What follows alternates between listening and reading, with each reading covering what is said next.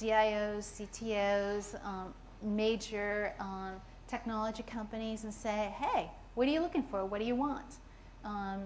And you know, that helps us determine where we might aim some of our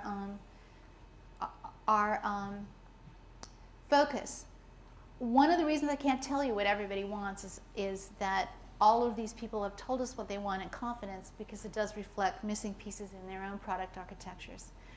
So for you, the thing to do is to talk to customers early versus late. It really, you would be surprised how smart customers are today.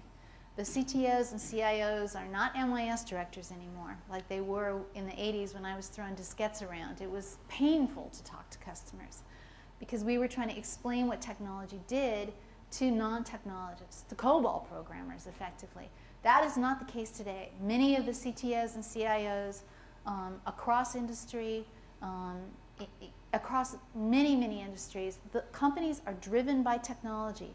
They have smart technologists working there, collectively smarter than all the entrepreneurs we fund.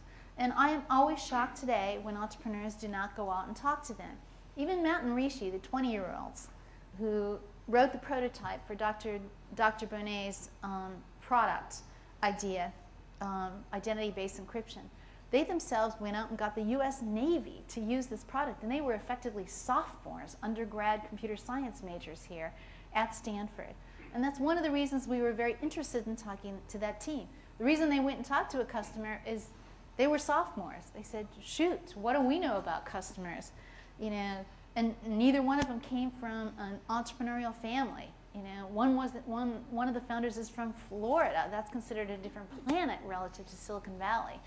And, you know, so they went and talked to customers.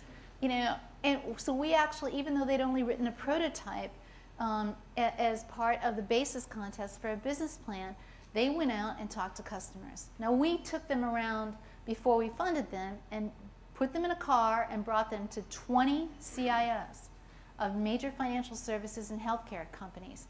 So these guys met with 25 people at Kaiser and, you know, 10 people at Wells Fargo, and you know, and we put them amongst the customers without us, and then talked to customers later and said, is this something that if they really build this out to a complete platform that you would put in your budget?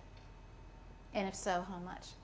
So this is something that you can easily do. I mean, you know, we all belong to some social network, yet we don't talk to customers. Let's change that around.